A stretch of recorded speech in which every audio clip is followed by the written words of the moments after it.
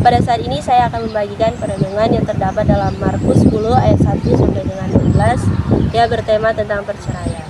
Namun sebelum itu, perkenalkan, nama saya Ginesa Christine Pangkerego dari Fakultas Keperawatan Universitas Kelabar. Nah, pasti semua sudah tahu dan tidak asing lagi dengan kata perceraian. Nah, perceraian ini bukanlah kehendak Allah, melainkan kehendak manusia sendiri atau karena ketegaran hatinya.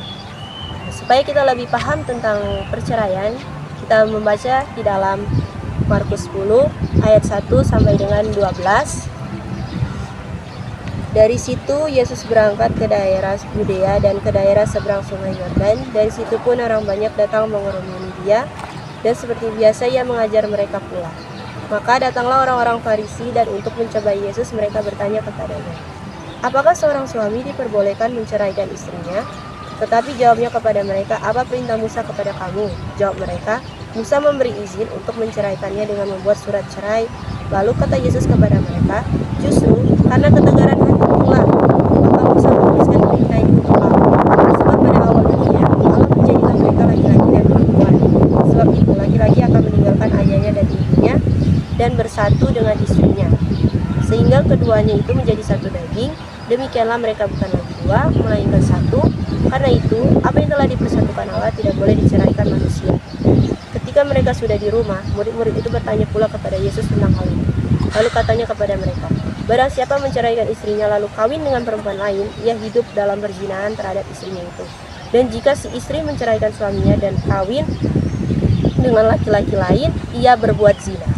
Demikianlah firman Tuhan. Nah, di sini kita tahu bersama bahwa pengajaran Yesus tentang perceraian. Apa yang telah dipersatukan Allah tidak dapat diceraikan oleh manusia. Demikianlah mereka bukan lagi dua, melainkan menjadi satu daging. Pada saat ini, saya juga akan membagikan poin-poin penting di dalam pembacaan kita pada saat ini. Yang pertama, Yesus menegaskan kesatuan dan kekudusan dalam perkawinan.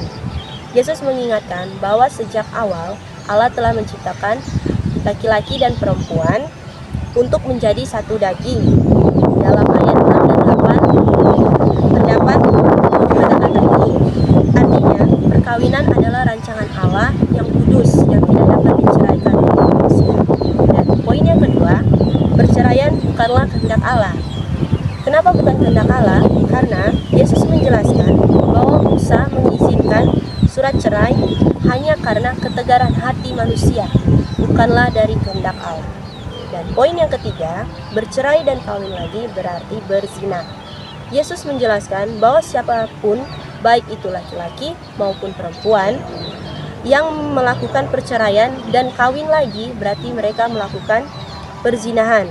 Ini bisa kita baca dalam ayat 11 sampai dengan 12. Kesimpulan dalam perenungan kita pada saat ini, Yesus menegaskan bahwa perkawinan adalah penyatuan yang kudus antara perempuan dan laki-laki yang tidak boleh diceraikan oleh manusia, karena itu bukanlah kehendak Allah, melainkan dari ketegaran hati manusia itu sendiri atau dari kehendak manusia itu sendiri.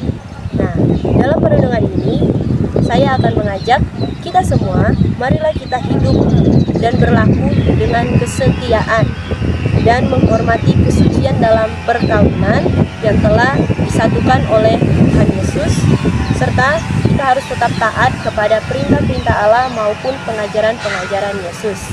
Demikian perenungan yang saya bagikan, kiranya ini bisa bermanfaat bagi kehidupan kita sehari-hari dan bisa kita terapkan juga di kehidupan kita sehari-hari. Kiranya Tuhan Yesus memberkati kita semua dimanapun kita pergi dan berada.